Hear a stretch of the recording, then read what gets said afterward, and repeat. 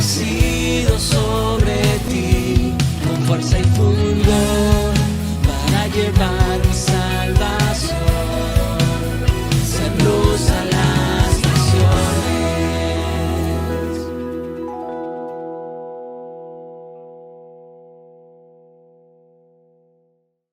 Gracias, chicos. Os llevo siempre al límite, ¿eh? Amén. La palabra avivar tiene que ver con un despertar espiritual, un despertar que luego celebramos. Y creemos muchas veces que lo que celebramos es avivamiento, pero no, el avivamiento es personal, el avivamiento es íntimo, el avivamiento es secreto, en lo secreto de tu corazón. Es una llama de fuego que crece y que aumenta en tu vida, un fuego del Espíritu, ese poder que nos hace andar por el mar, es ese poder que nos hace, ¿verdad?, confiar en las tormentas de nuestra vida. En el Antiguo Testamento, en el libro de Habacuc 3:2, el profeta clama al Señor y le dice, Habacuc 3:2, oh Señor, he oído tu palabra y temí. Oh Señor, aviva tu obra en medio de los tiempos. En medio de los tiempos, hazla conocer. Y en la ira, acuérdate de la misericordia. Lo que el profeta está pidiéndole a Dios es algo que tú y yo debemos pedirle cada día, cada instante de nuestra vida. Que en medio de las situaciones, que en medio del tiempo que estamos viviendo, que estemos atravesando, podamos ser avivados.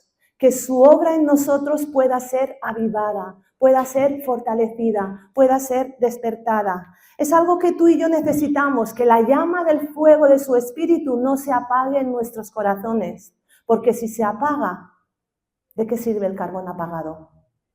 De nada, para tirar. Y esto es justamente lo que ayer hablábamos. Por eso os digo que si hiciéramos una recopilación de lo que ayer estuvimos comentando perfectamente, podríamos sacar la predicación de hoy. Lo que tenemos que procurar es que la llama del fuego del Espíritu Santo no se extinga en nuestra vida. Tenemos que procurar cada día acercarnos al Señor, en vez de caer en enfriamientos espirituales, en vez de caer en adormecimientos que nos llevan a permanecer pasivos, quietos, apáticos frente a lo que Dios está haciendo, quizá en el que tienes a tu lado o quizá en la familia que conoces, porque Dios está obrando, hermanos. Dios está despertando. Hace años, yo tengo más de 30, 40 años en el Evangelio y toda la vida he escuchado orar y clamar por un avivamiento. Toda la vida. Y os tengo que confesar que es algo que me apasiona, el pastor es testigo, me apasiona estudiar sobre los grandes avivamientos de la historia. Y todos sabéis, y en varias ocasiones he hablado del libro Héroes de la Fe, ¿verdad? Es el libro de los grandes avivadores de estos 2 últimos siglos. Y os podría contar sobre algunos, pero hay una historia cortita que la he resumido mucho. La palabra del Señor no habla de él. En el libro leí sobre este avivamiento y es sobre unos misioneros que tenían que ir a una selva apartada del mundo, ¿vale? Os la estoy parafraseando muy rápido. Y allí no habían escuchado nunca del Evangelio, nunca. Pero ese misionero predicó el Evangelio y solamente una persona lo escuchó. Y allí le dijo, mira, yo te voy a entregar este libro. Y le dio un Nuevo Testamento. Si crees todo lo que ese libro dice, vivirás para siempre. Tendrás vida eterna. Bueno, el hombre de esta tribu dijo, wow, me está dando aquí el secreto de la vida, ¿no? Y este hombre continuó su viaje, lo mataron, los salvajes de la selva, o no sé quién lo mató, los indígenas, ¿no? Y al cabo de los 3, 4 años, una expedición volvió a esa tribu y se encontró que esa tribu estaba viviendo la iglesia primitiva en toda su esplendor. Encontraron que no había enfermos, encontraron que la gente era feliz, gozosa, y todos se habían convertido a Cristo. Y preguntaron y dijeron, ¿qué ha pasado aquí? Y les dijeron, hace años vino un hombre y nos dijo que si creíamos y hacíamos todo lo que este libro decía, tendríamos vida eterna. Y así lo hemos hecho. Conocimos a Cristo, nos entusiasmó, nos enamoró. Y a partir de ahí empezamos a vivir como Él nos dijo que debíamos vivir. Los cojos andan, los ciegos ven, los sordos oyen. Puro evangelio, hermanos. ¿Quién no querría vivir eso? Yo toda la vida he dicho, Señor, yo quiero ver eso. Pero esta semana he sido muy confrontada. Esta semana he sido muy confrontada porque el Señor me habló y me dijo, tú quieres eso. ¿Quién no lo quiere? Pero tú quieres vivir lo que la iglesia primitiva vivía. Es lícito, me decía el Señor. Para Angélica, no eres la única que habla y discute con el Señor. Yo también. Yo discutía con el Señor. Quiero ver eso en la iglesia. Quiero ver en luz a las naciones sanidades, milagros. Que cuando salgamos a predicar el evangelio, las señales sigan a los que creen. Y el Señor me decía, es lícito creer y desear lo que la iglesia primitiva experimentó y vivió. Pero ¿también estáis dispuestos a vivir en la santidad y el temor que ellos vivieron? No sé si habéis visto, oído cómo he tragado saliva. Porque ahí el Señor me confrontó. Y ahora estoy hablando de una P. No voy a hablar de las 3 P's hoy, Pero ahí estoy hablando de una P, de la santidad, de la pureza. El Señor me dijo, los discípulos vivían en absoluta santidad, entrega, compromiso, devoción, temor. Ellos no vivían de cualquier manera. Por lo tanto, las señales les seguían. Y nosotros muchas veces queremos que las señales nos sigan sin vivir en santidad. Queremos que las señales nos sigan sin vivir en obediencia. Queremos que las señales nos sigan sin vivir en rectitud, sin vivir ordenadamente, sin vivir humillados en su presencia. Pero eso sí, queremos que las señales nos sigan. Queremos vivir avivamiento. Pero avivamiento del que se celebra, no del que nos quebranta.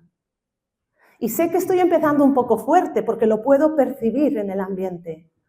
Pero hermanos, es algo que el Señor a mí primeramente me ha confrontado y me ha dicho, ¿cómo podemos pretender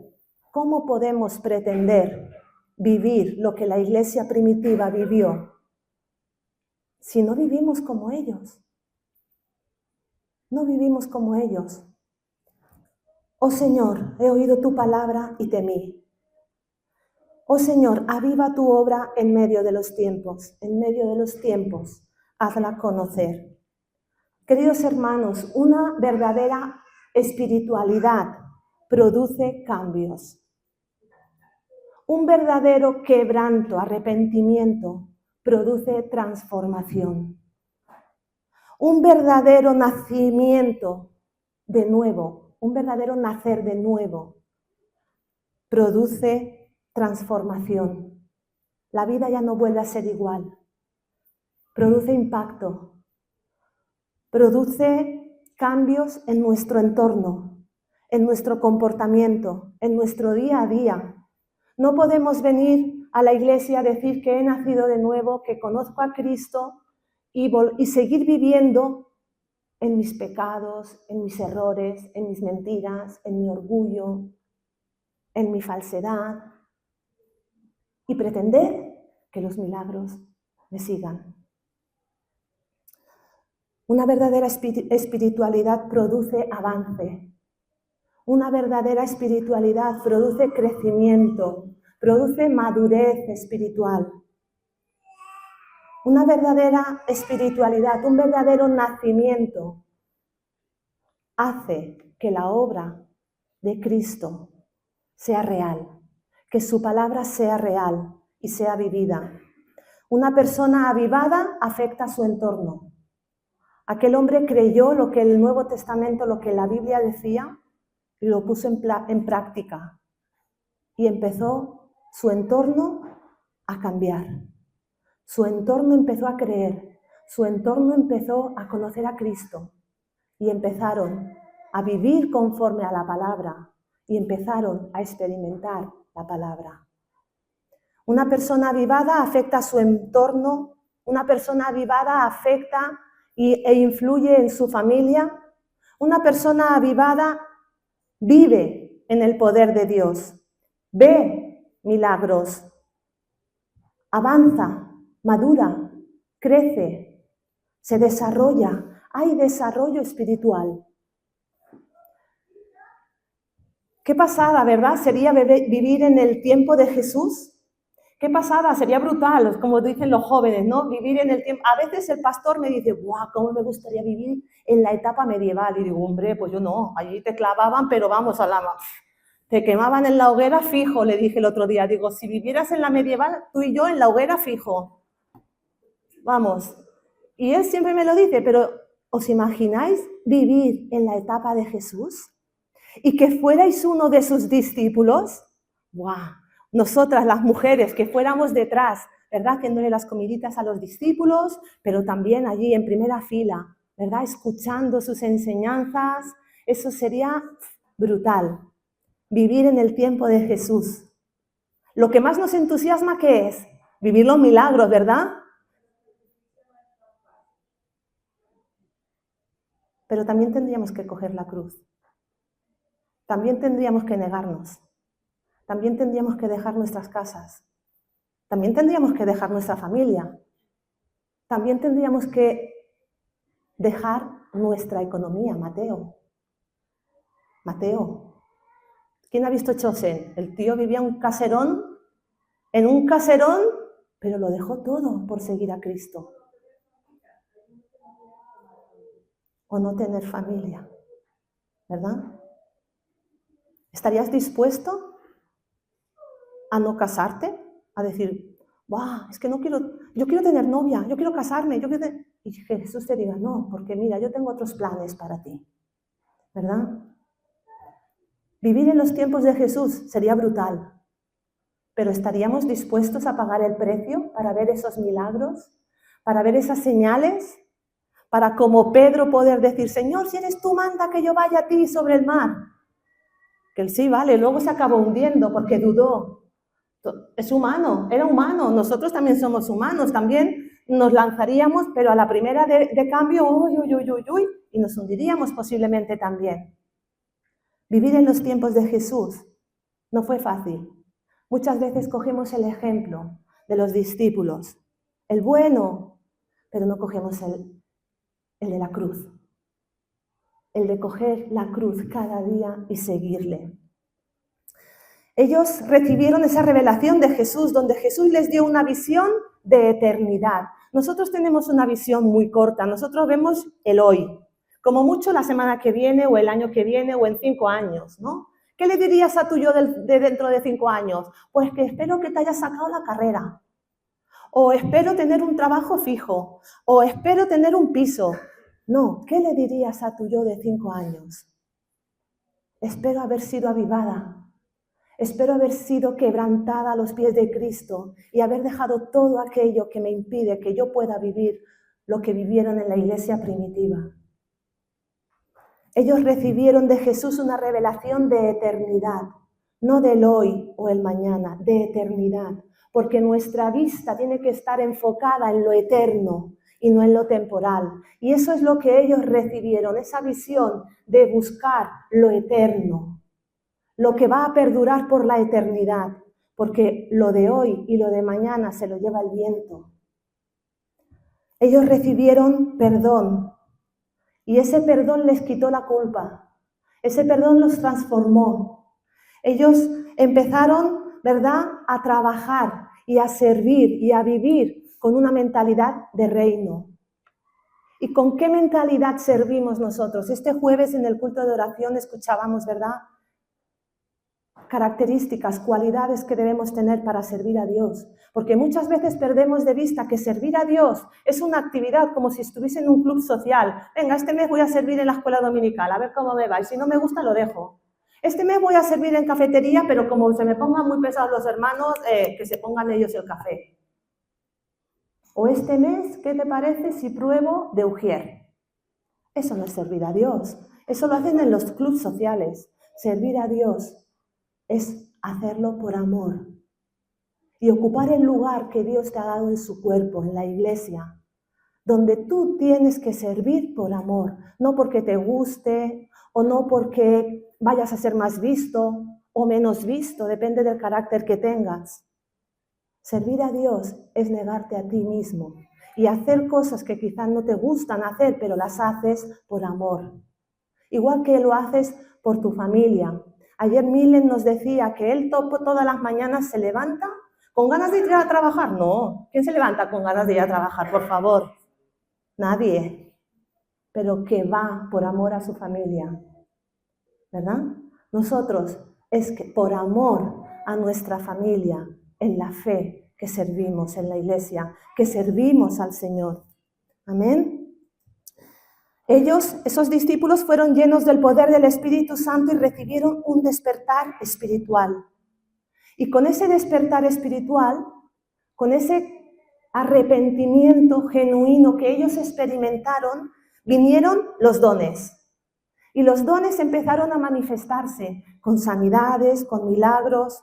La iglesia primitiva fluyó en el poder del Espíritu Santo. Y eso lo vemos en el capítulo 2 de Hechos, ¿verdad?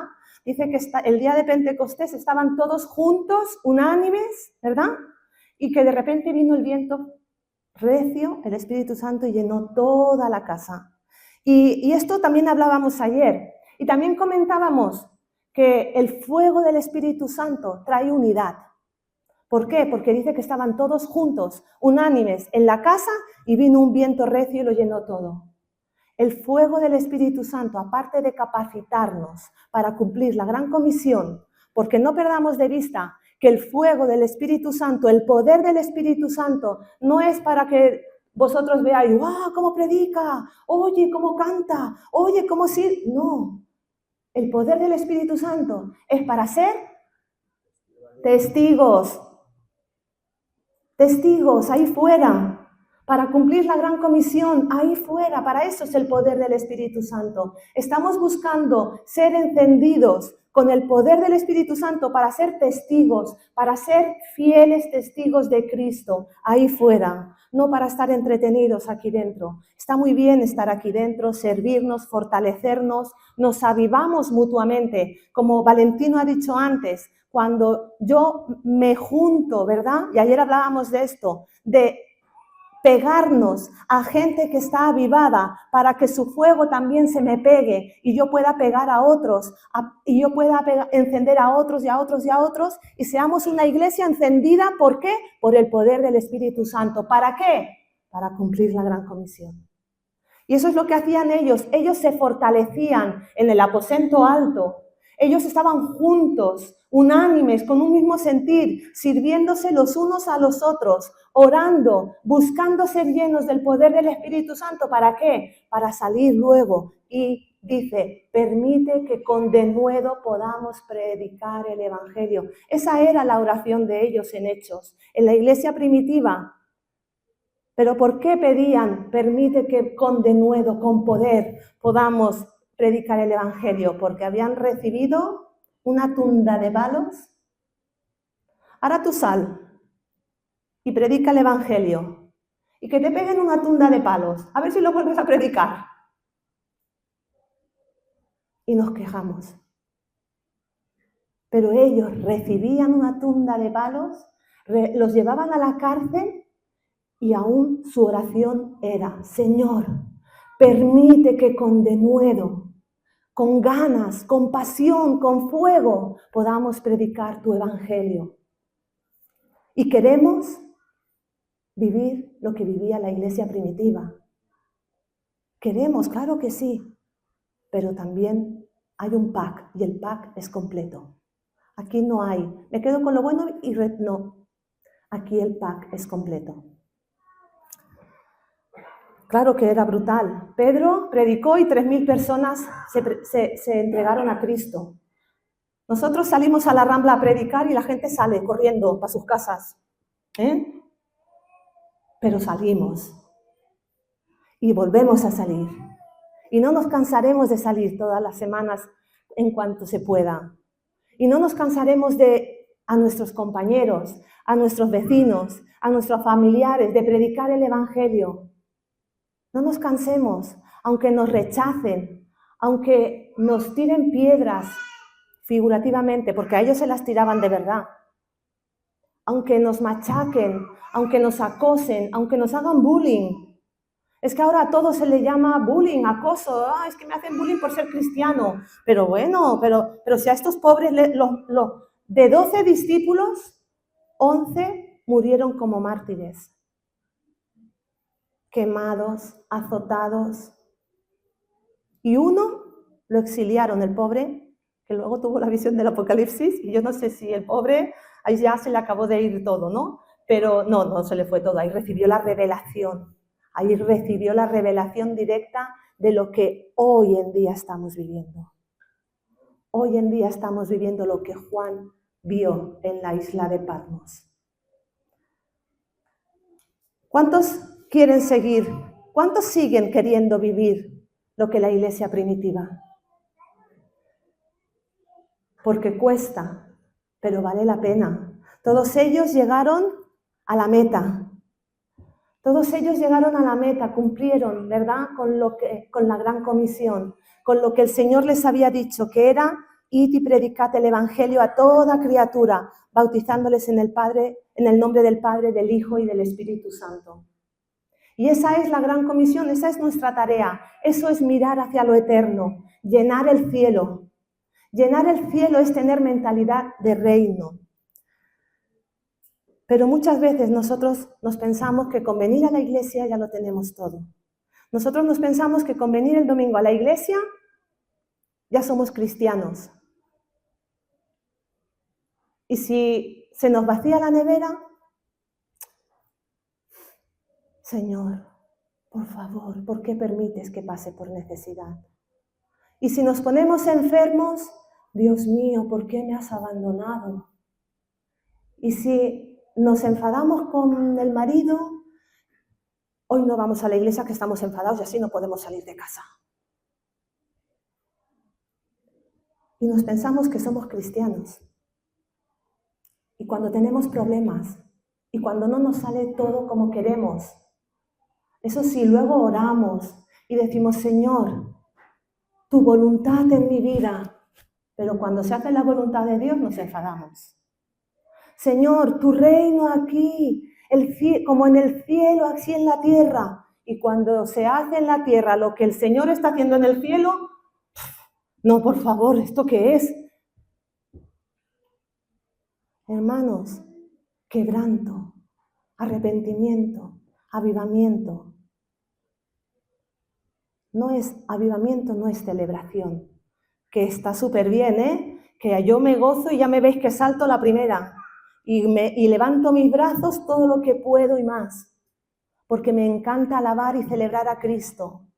Pero tenemos que aprender a arrepentirnos, tenemos que aprender a quebrantarnos delante de Dios, tenemos que aprender a humillarnos delante de Dios para que podamos ver las obras sobrenaturales que en la iglesia primitiva vivían y que los grandes avivadores vivían, hombres y mujeres como tú y como yo, pero que realmente entendieron cuál era el precio a pagar.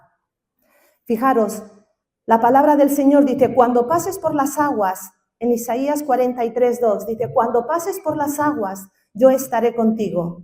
Y si por los ríos, no te anegarán. Cuando pases por el fuego, no te quemarás, ni la llama arderá en ti. ¿Has entendido lo que pone? ¿Has entendido lo que pone? Pone que vas a pasar por las aguas. Pone que vas a pasar por el fuego. Pone que los ríos te van a querer arrastrar y llevar. No dice, si pasas por el fuego, no. Cuando pases por el fuego. cuando pases por las aguas, cuando pases por los ríos, pero no te quemarás, no te ahogarán. ¿Por qué? Porque Él está contigo, porque Él está conmigo, porque Él está con nosotros. O sea, el Señor va a permitir que pases por procesos que a nadie le gusta pasar por según qué procesos, pero lo va a permitir para que conozcas que Él cumple sus promesas, que Él es fiel, como hemos cantado. ¿Vosotros creéis que a Anik le gustó ser atropellado, que casi lo mata? No. Pero él ayer oraba y decía, Señor, gracias por este accidente, porque he visto que tú estás conmigo. ¿Dónde ha visto que Dios está con él? En su proceso. ¿Dónde vemos que Dios es Dios fiel? En nuestros procesos. ¿Dónde vemos que Dios es Dios sanador? En nuestra enfermedad. Por lo tanto, al igual que el pueblo de Israel pudo experimentar al Señor, a Dios, en todos sus nombres, ¿no? Muchas veces vamos al Antiguo Testamento y vemos Jehová Rafa, nuestro sanador. A ver, los que habéis estudiado la doctrina básica, debéis decir, ¡ah, mira, es verdad, los nombres que nos enseñan, pero que luego casi que ni utilizamos! Pero ahí es donde estamos viendo a Dios en todo su esplendor. ¿Por qué? Porque lo conocemos con todas sus características. Israel vio a Dios en todo su esplendor. ¿Por qué? Porque él vio el pueblo de Israel en su dificultad, en esos 40 años de dificultades, de desiertos, de hambre, de enfermedad, de necesidad, de guerras, de todo lo que pasaron, pudieron experimentar a Dios como el Shaddai, el Todopoderoso. Pudieron experimentar a Dios como Jehová Jireh, el Dios que provee. Y déjame decirte que en tu proceso de necesidad, donde quizá la economía no es boyante, donde quizá en tu nevera a veces no encuentras ni un huevo para poder comer al día, déjame decirte que en tu proceso tú puedes experimentar a Dios como Jehová Jireh, mi proveedor.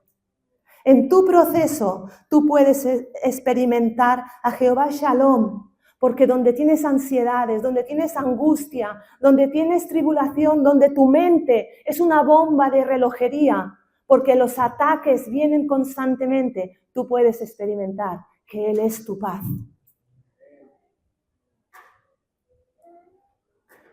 El pueblo de Israel experimentó al Señor como Sidkenu, Jehová Sidkenu, mi justicia, porque aunque vivieron injusticias, ¿y quién de aquí no vive injusticias? Tú puedes experimentar en tu proceso al Señor Sidkenu, Jehová Sidkenu, Él es tu justicia. Y aunque aquí no vivas justicia, Él es tu justicia. O Jehová Sabaoth, ¿quién está en guerra? Porque en medio de tu proceso, en medio de tus luchas, en medio de tus guerras y de tus batallas espirituales, tú puedes experimentar a Jehová Sabaoth,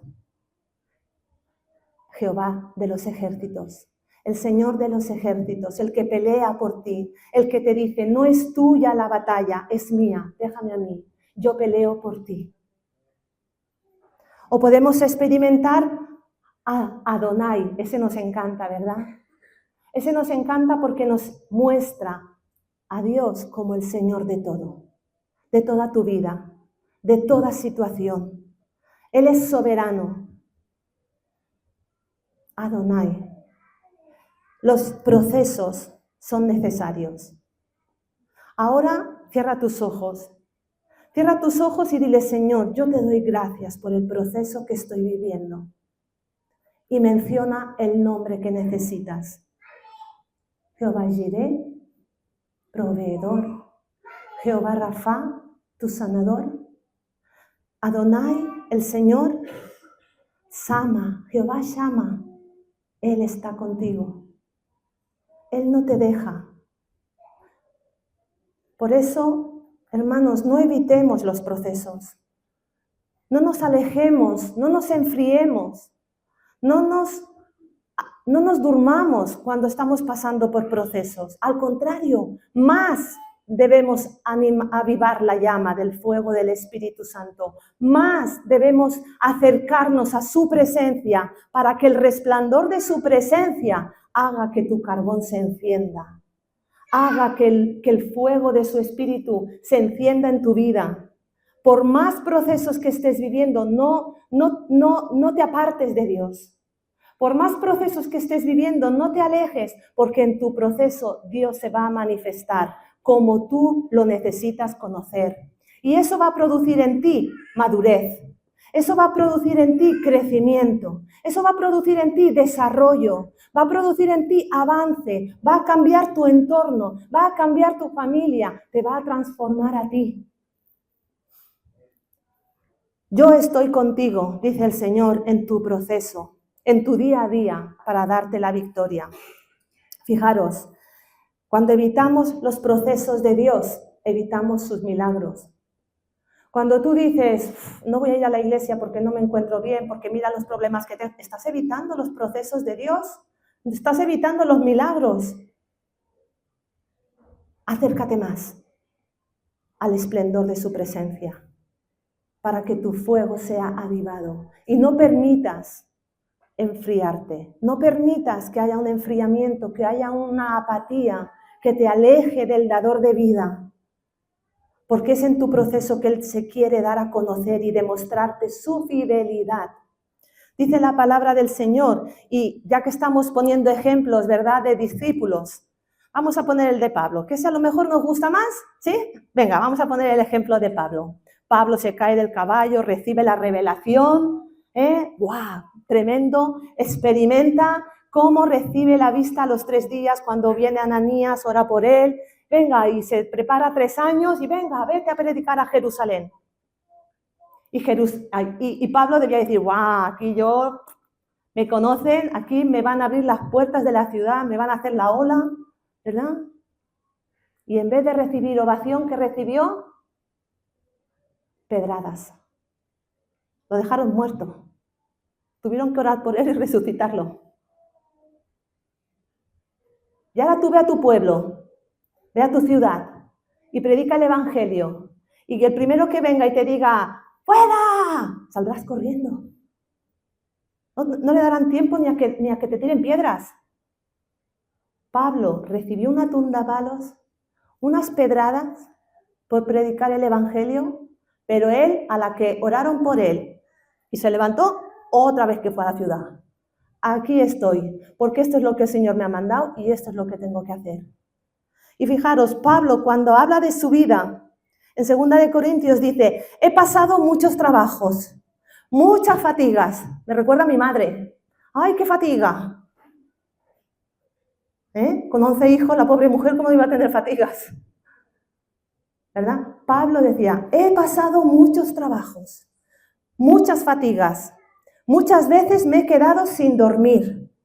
He sufrido hambre y sed. Muchas veces me he quedado en ayunas, y no por estar en ayuno congregacional, precisamente. He sufrido frío, desnudez, y como si fuera poco, cada día pesa sobre mí la preocupación de todas las iglesias. Pablo también veía los milagros del Señor. También le seguían las señales para confirmar la palabra de Dios. Pero él no huía de sus procesos. Pasó hambre. Y nosotros cuando pasamos hambre, se despierta la bestia, ¿verdad? Cuando pasamos sed, ¡ay, que se me seca la garganta! O cuando no podemos dormir, y a eso, la persecución, el estar siempre escondido, porque tienes una gran comisión que cumplir. Cuando vemos los tiempos de la iglesia primitiva, vemos una iglesia perseguida. Una iglesia perseguida, esa es la realidad. Y hoy en día podemos dar gracias, que podemos salir a la calle, podemos repartir una Biblia, podemos hablar, podemos coger a 5 personas, ahora os estoy haciendo el dale 5 a Jesús, a 5 contactos y empezar a orar por ellos. Si quieres 10, 15, los que quieras. Empieza a orar por la gente. Empieza a hablarles de Jesús. Ayer el pastor decía que el Señor no viene porque dice que Él está retardando todo lo que pueda su venida. ¿Para qué? Para que cuantos más le conozcan mejor. Así que aprovecha el tiempo, hermano, hermana, porque el Señor viene muy pronto y el Señor quiere llenar el cielo. Él quiere que muchos le conozcan, que muchos vengan al arrepentimiento. La iglesia primitiva, sí, queremos ver milagros, sanidades, pero cuando vemos todo lo que sufrieron por amor a Cristo, casi que eso se lo dejamos a ellos. El sufrimiento, la persecución se lo dejamos a ellos. Nosotros nos quedamos con los milagros y lo bonito, ¿verdad? La iglesia primitiva es nuestro ejemplo, pero en todo.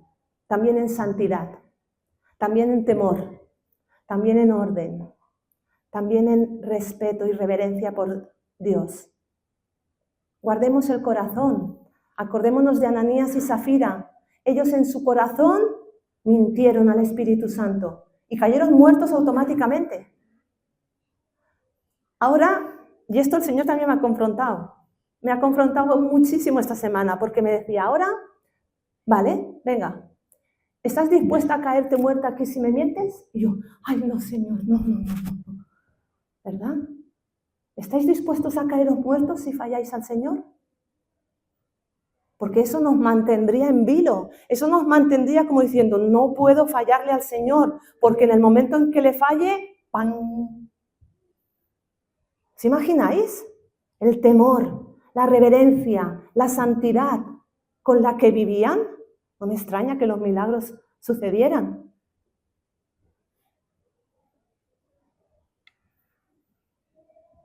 Vivamos como ellos también.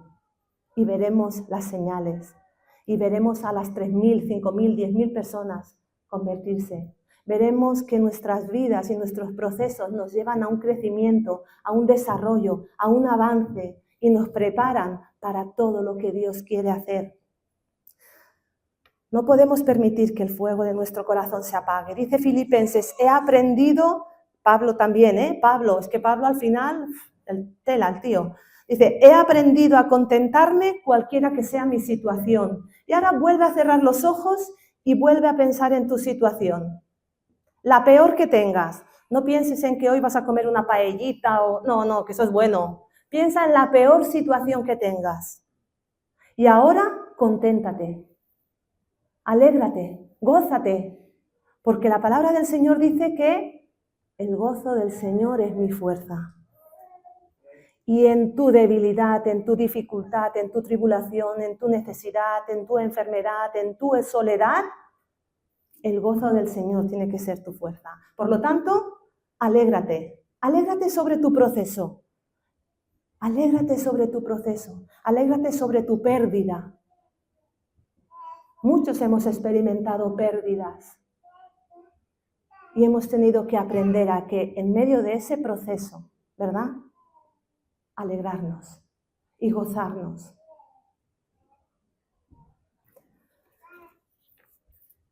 Parece muchas veces, y ya voy a ir acabando, muchas veces, hermanos, parece que lo que nos sostiene son nuestras emociones, más que nuestras convicciones. Y eso es triste, porque si estoy contenta, alabo al Señor, pero si no, no. Si todo me va bien, alabo a Dios, pero si no, no. Si tengo trabajo, voy a la iglesia, pero si no, no. Si no tengo problemas, voy a la iglesia, pero si no, no.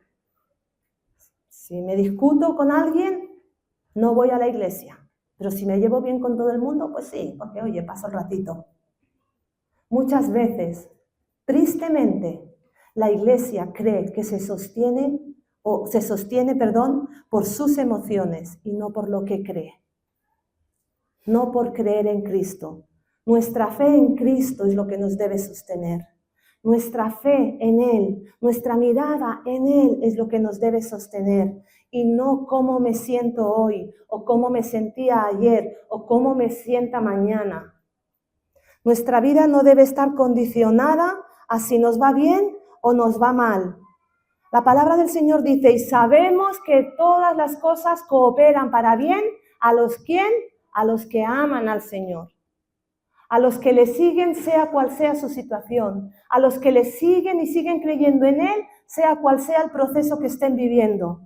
Todas las cosas ayudan para bien, porque aunque no entiendas el proceso que estás atravesando, te está ayudando a crecer, te está ayudando a madurar.